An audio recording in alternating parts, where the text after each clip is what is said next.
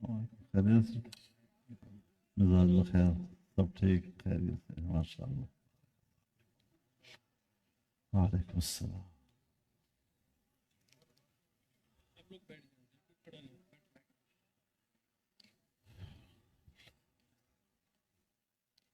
شروع کریں۔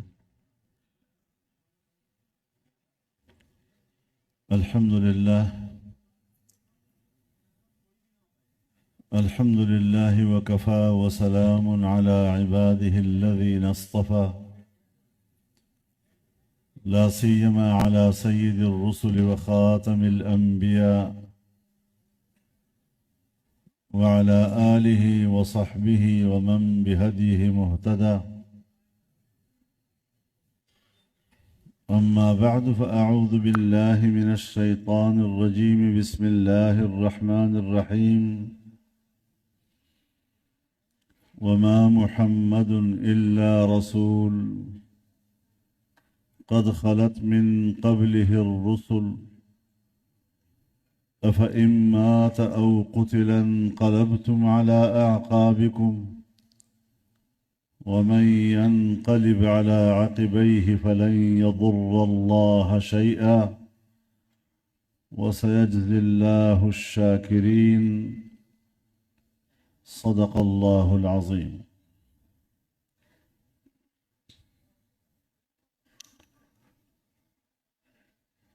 حضرات علماء کرام،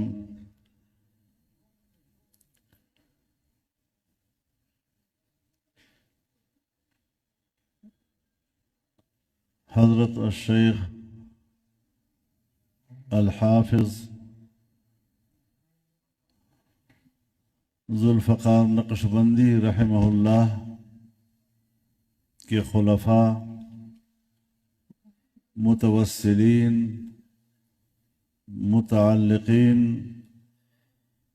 اور اس معہد الفقیر کے ساتھ وابستہ میرے تمام بھائیوں، دوستوں، بزرگوں،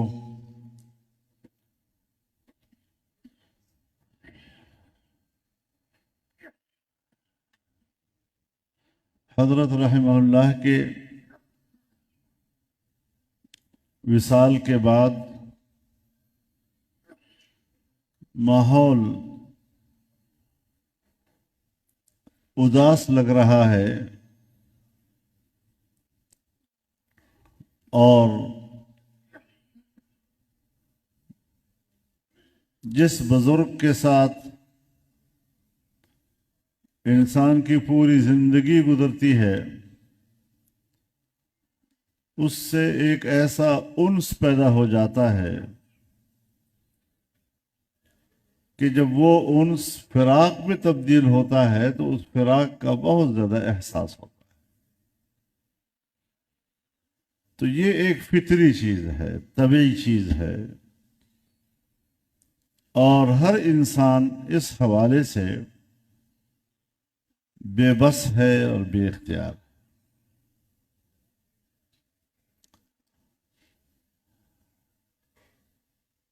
حضرت نے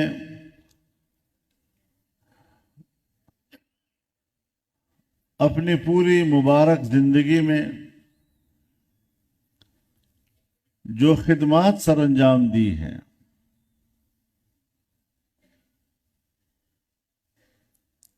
ایمان اور حسن عمل کی جو روشنی پھیلائی ہے،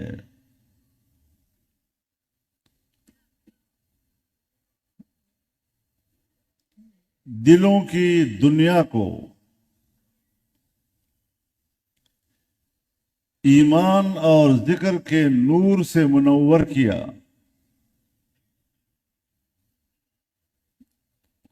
اور یہ روشنی پوری دنیا میں پھیلائی،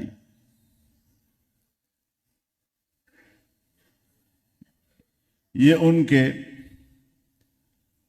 وہ خدمات جلیلہ ہیں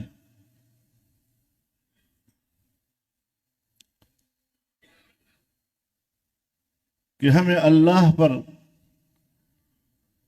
ایمان ہے اور ہمارا حسن ظن یہ کہتا ہے کہ اللہ کے حضور ان کی یہ تمام خدمات جلیلہ قبول ہیں.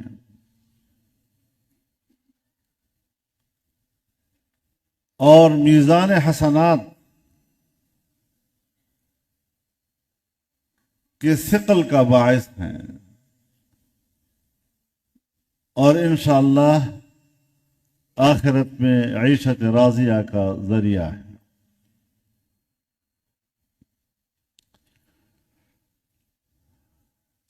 لیکن ہمیں اس بات پر بھی ایمان ہے کہ دنیا میں کوئی بھی ہمیشہ ہمیشہ رہنے کے لیے نہیں آیا کرتا.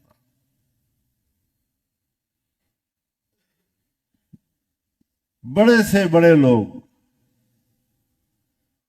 یہاں تک کہ انبیاء کرام جو اللہ کے سب سے زیادہ مقرب بندے ہیں علی نبینا وعلیہم السلام، وہ بھی دنیا میں آتے ہیں اور کچھ عرصے کے بعد وصال کر جاتے ہیں.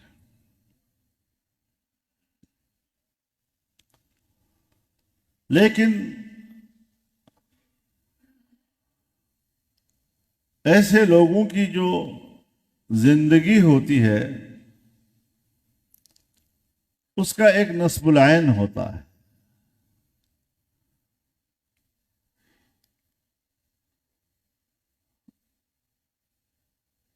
اور ان کی مقدس زندگی اس نصب العین کے لیے وقف ہوتی ہے.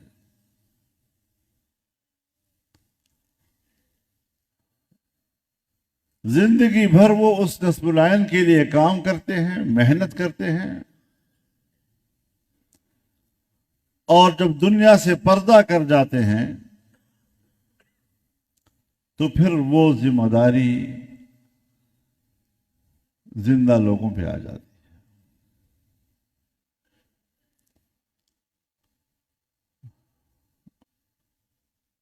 حضرت نے اپنی زندگی ہی میں اپنا کام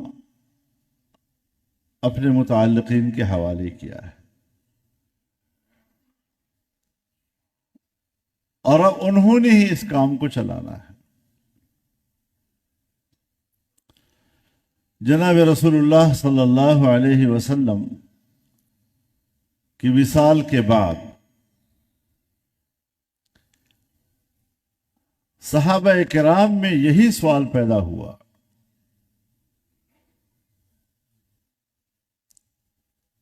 کہ اللہ رب العزت نے جو فرمایا کنتم خیر امت اخرجت للناس،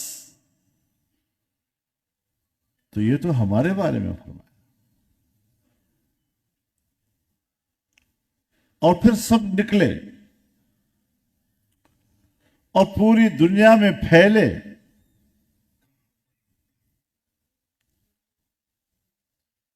چاہے دعوت کے ذریعے سے،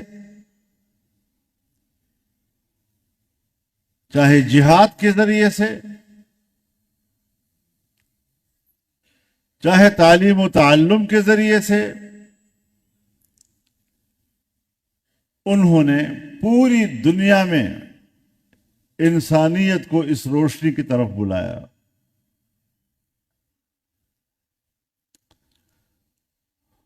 اور ہمارے بزرگ فرمایا کرتے تھے کہ جہاں جہاں تک صحابہ کرام پہنچے ہیں آج بھی عالم اسلام اسی کا نام ہے.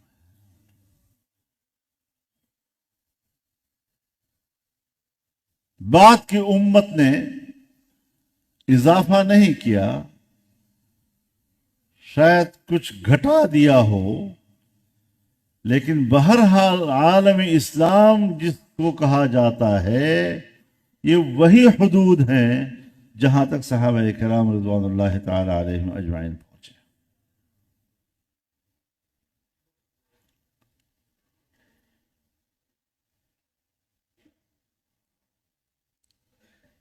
اب یہی چیز ہمارے لیے ایک درس ہے کہ ہمیں اپنے استاد نے، اپنے بزرگ نے، اپنے شیخ نے جو تعلیم دی ہے ہم بھی ان کے بعد اب اس کام کو آگے پھیلائیں، دنیا میں اس نور کو پھیلائیں کہ آخرت میں یہی کام آنے والی چیزیں۔ دنیاوی رشتے یا تو آپ کو گھر سے خالی ہاتھ بھیجتے ہیں، اور اگر کوئی رشتہ دار متعلقین وہ جنازے پہ آ جاتے ہیں تو قبر میں حوالے کرنے کے بعد واپس آ جاتے ہیں، آگے جانے کے لیے کوئی تیار نہیں ہوتا، بیٹا بھی تیار نہیں ہوتا، بھائی بھی تیار نہیں ہوتا۔ لیکن یہی اعمال صالحہ ہیں کہ وہ وہاں بھی آپ کا ساتھ دیتے ہیں، یہی قرآن وہاں آپ کا ساتھ دیتا ہے، جناب رسول اللہ صلی اللہ علیہ وسلم کی تعلیمات وہاں آپ کا ساتھ دیتی ہیں، اور پورے صراط تک آپ کا ساتھ دیتی ہیں، میزان تک آپ کا ساتھ دیتی ہیں۔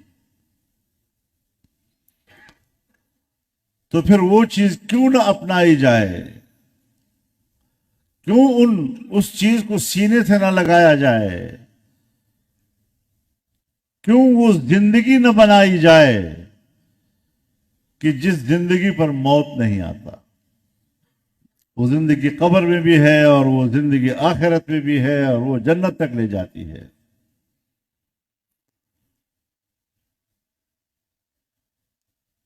ہمارے اکابر نے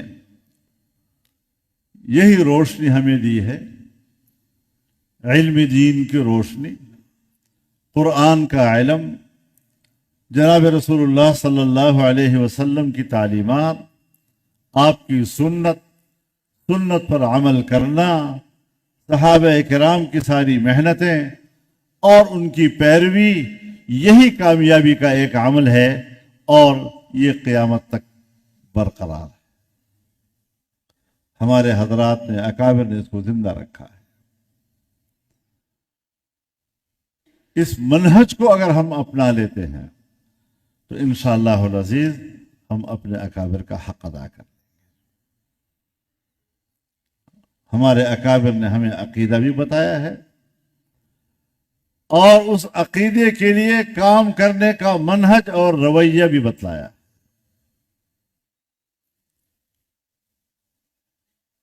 تو ایک علم ہے اور ایک حکمت ہے۔ قرآن کریم الکتاب والحکمہ دو لفظ استعمال کرتا ہے۔ یہی الکتاب والحکمہ جب رسول اللہ صلی اللہ علیہ وسلم کے عنوان میں آ کر اترتا ہے تو الکتاب والسنہ بن جاتا ہے، یعنی حکمت جناب رسول اللہ صلی اللہ علیہ وسلم کی سنت کا اتباع۔ تو ان بزرگوں نے جو محنتیں کی ہیں، ایک امانت ہم کے حوالے کی ہے، اور اللہ تعالیٰ نے بھی اس دین کو امانت سے تعبیر کیا ہے۔ إِنَّا عَرَضْنَا الْأَمَانَةَ عَلَى السَّمَاوَاتِ وَالْأَرْضِ وَالْجِبَالِ فَأَبَيْنَ أَن يَحْمِلْنَهَا وَأَشْفَقْنَ مِنْهَا وَحَمَلَهَا الْإِنسَانُ إِنَّهُ كَانَ ظَلُومًا جَهُولًا۔ نہ تو آسمانوں نے اس امانت کو قبول کیا، نہ زمین نے، نہ پہاڑوں نے، کہ اتنا بھاری بھرکم امانت یہ ہمارے بس کی بات نہیں ہے،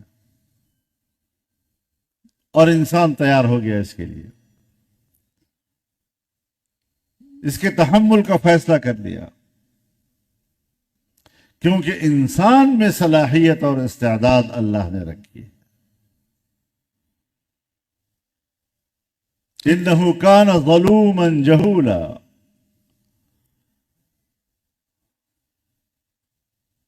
ظلوم اسے کہتے ہیں کہ جس میں عدل کی استطاعت، جہاں عدل کا استطاعت نہیں ہے وہ ظلم بھی نہیں کہلاتا۔ آسمانوں میں عدل کی استطاعت نہیں، کسی نے کہا ہے جاہل آسمان۔ پہاڑوں میں نہیں ہے، کسی نے کہا ہے جاہل پہاڑ۔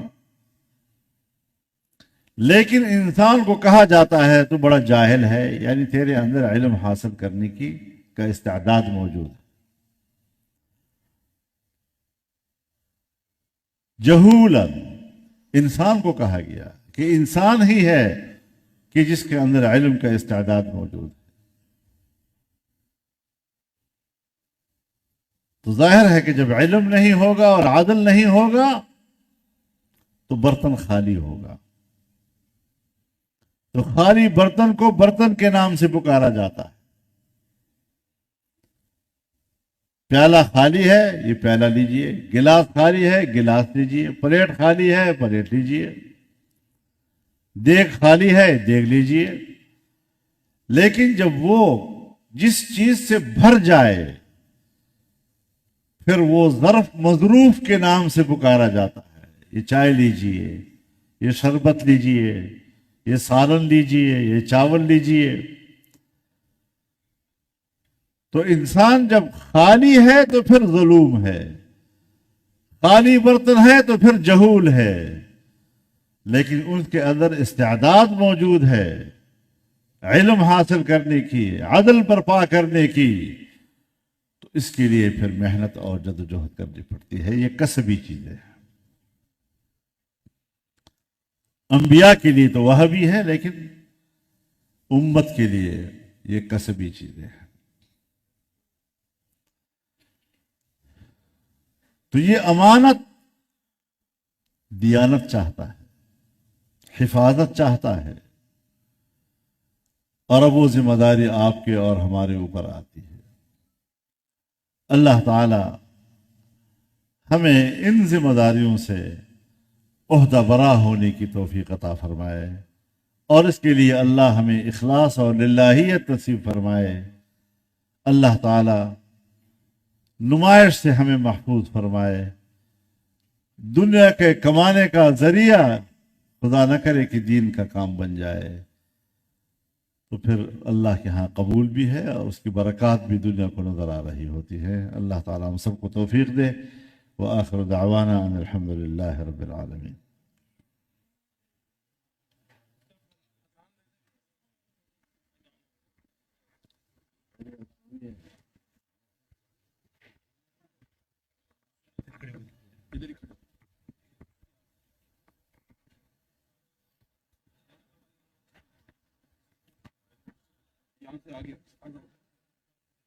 الله أكبر الله أكبر الله أكبر الله أكبر.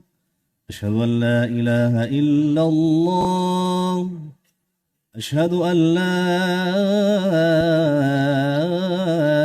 إله إلا الله. أشهد أن محمدا رسول الله. أشهد أن محمدا رسول الله. حي على الصلاة. حي على الصلاة.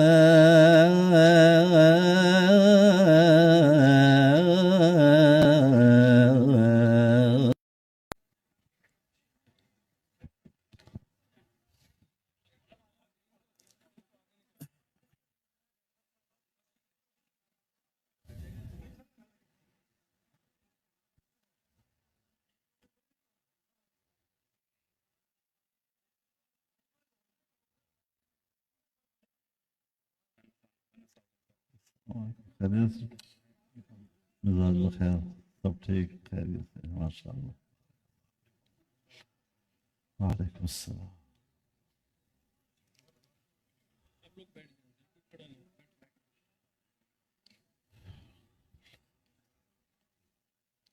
شروع کریں۔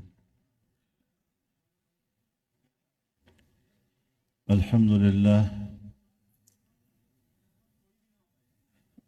لله وكفى وسلام على عباده الذين اصطفى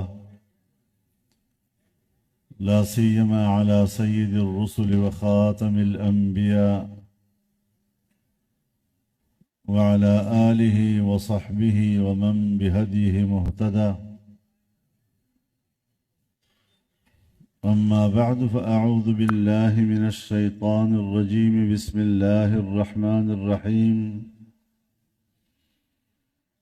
وما محمد إلا رسول قد خلت من قبله الرسل أفإن مات أو قتل انقلبتم على أعقابكم ومن ينقلب على عقبيه فلن يضر الله شيئا وسيجزي الله الشاكرين.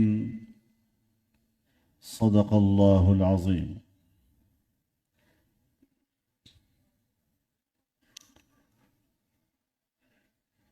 حضرات علماء کرام،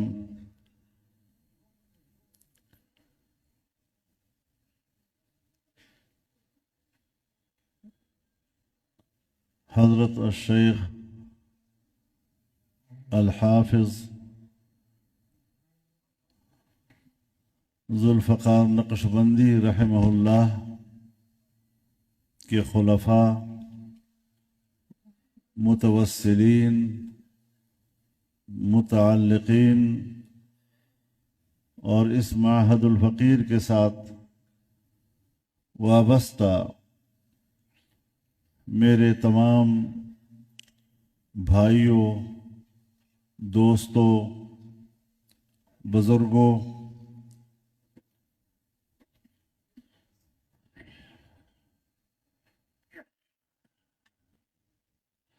حضرت رحمہ اللہ کے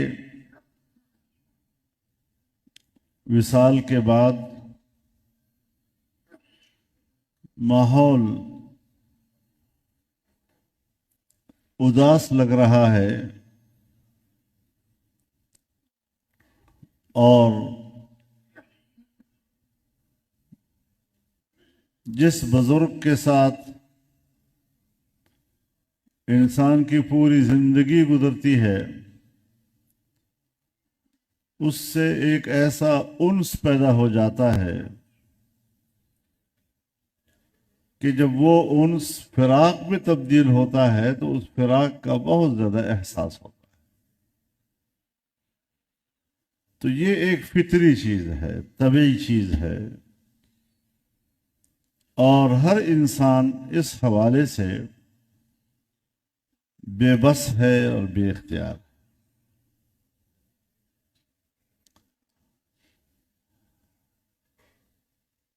حضرت نے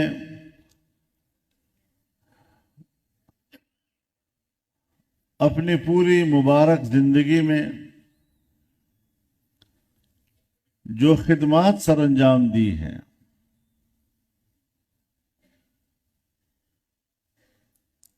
ایمان اور حسن عمل کی جو روشنی پھیلائی ہے،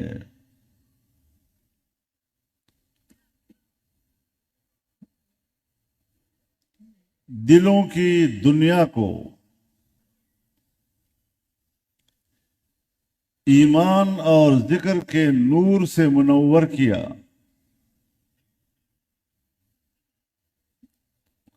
اور یہ روشنی پوری دنیا میں پھیلائی،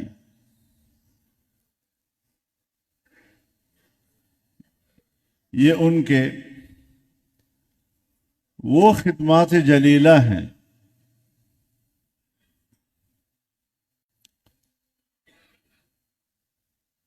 کہ ہمیں اللہ پر